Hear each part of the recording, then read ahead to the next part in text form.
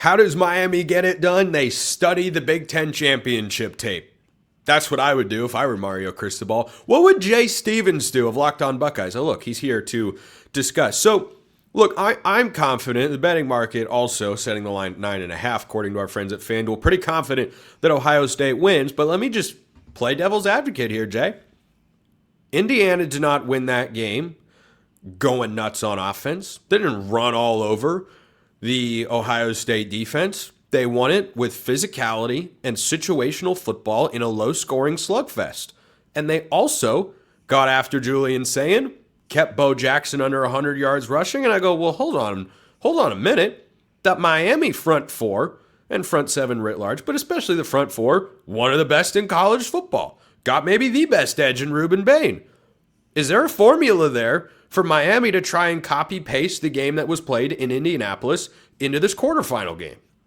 There would be if Tegra was starting at right guard, if Hartline was calling the plays.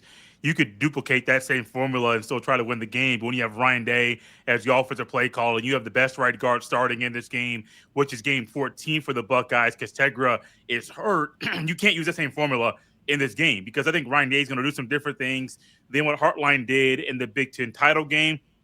I don't think even though it was a 13-10 game, Ohio State had multiple chances to score 13 or 16 or 19 points because the Buckeyes defense did everything they needed to do. You hold a team to 13 points, you think Ohio State's offense is going to score at least 14, even if it's a lower scoring game, at least 14, but they could not do it. Even before the missed field goal by Jaden Fielding, Sayin missed Bo Jackson, which would have been an easy first down, could have been a touchdown on that play.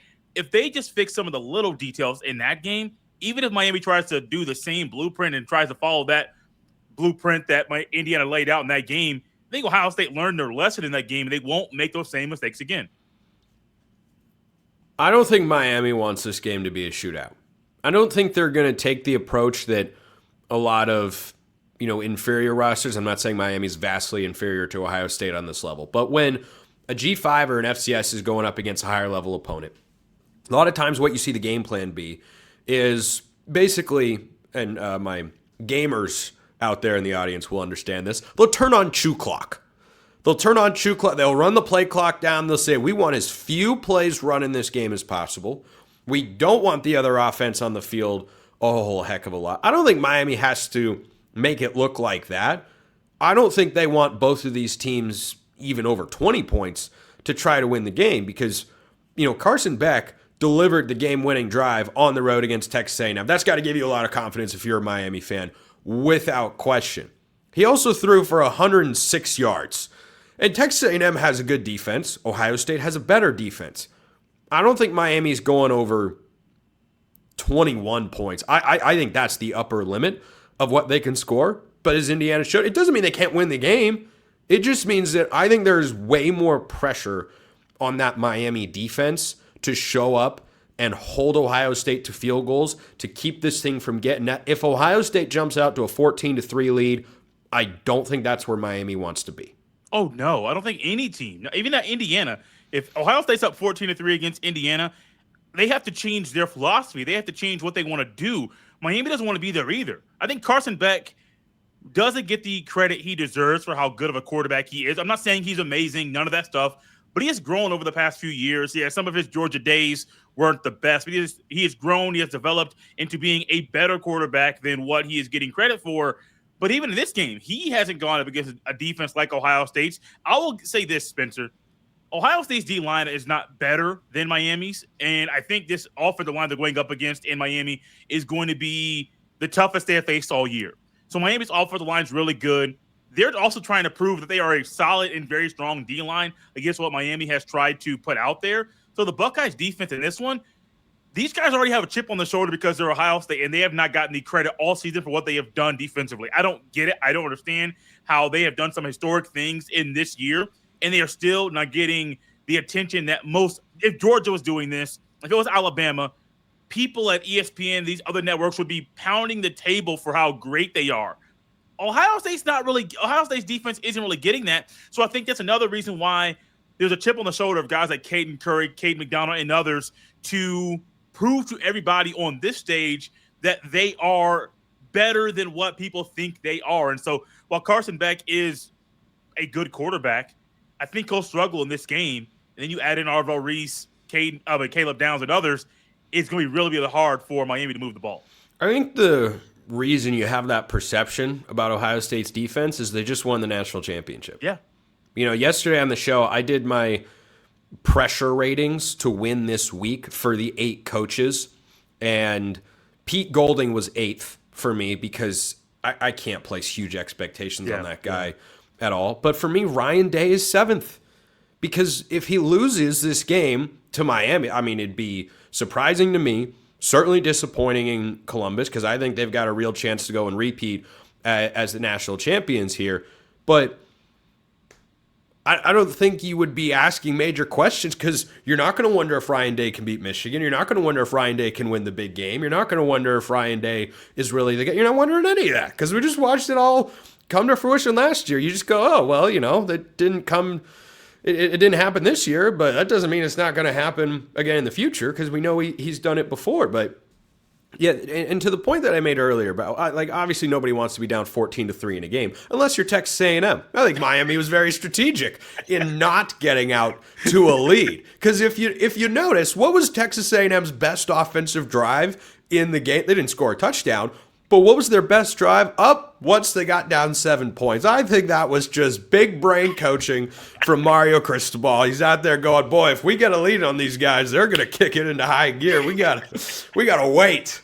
We got to wait until the very end on that front. But if Miami wins this game, Jay, what has Ohio State failed to do come Wednesday night?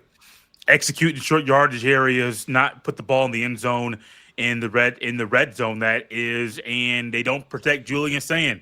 It's the same thing that happened against Indiana. You were bad in short yardage areas. You didn't punch the ball into the end zone when you got into the red area, and you didn't protect your quarterback. If the defense does the same things it did against Indiana while also allowing some occasional big plays, Becker and Surratt scoring on Matthews Jr., if those same plays happen again and the offense does what it did in Lucas Oil Stadium, that's the formula for Miami to win. The thing that I think is going to be different, and I said it earlier at the beginning when we started talking, Spencer, when you get Ryan Day calling plays and you give him about a month to prepare for one game, it's going to be crazy. It's going to be hard for Miami to really know what Ryan Day is going to do from the jump. Because all season long, Ohio State's been running 12, 13, 14 personnel, more 13 and 14 personnel than what anybody should run when you have Smith, Tate, and Ennis on the roster. It doesn't make any sense. Now, if Ryan Day comes out and does 13 and 14 personnel, and he's doing it to bait Miami into doing something crazy, and then he rolls out later on to the game, three receivers, and he splits Max Clear out wide. That's a chess match in the advantage for the Buckeyes. And so while Miami has a blueprint to win the game, I think there's a real advantage for Ohio State having Ryan Day calling the plays because nobody knows what he is going to do with this roster.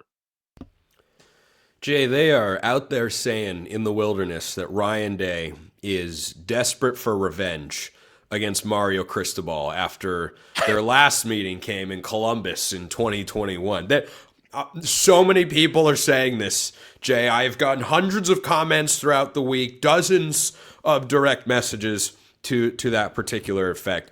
Do you think Ohio State wins the game? I think they win. I'm taking Ohio State to cover, which feels kind of crazy, and I stink this year picking games against the spread. I have regressed significantly from last year, but you know what? I'm sticking to it. Give me Ohio State 20, Miami 10, 21-10. Nope, I'm going to bump it up 23-10. 23 to, that feels right. Right there. 23-10. I think Ohio State wins and covers. I think Ohio State wins and covers. And Spencer, I've laid it out like this. Well, I'll tell you my score prediction is Ohio State 24, Miami 13. And in my mind, I'm thinking like this. Will Miami score more than the 13 points that Indiana scored? I don't think they can. No. Not against this defense. Will Ohio State score at least 14 points in this game? I think they do. So regardless of what the spread is and what the over-under is, I really don't even care. I don't think Ohio State scores under 14 points against Miami. And I don't even – Miami may score 13 in the last seconds on a field goal. It may be that hard for them to get to that mark.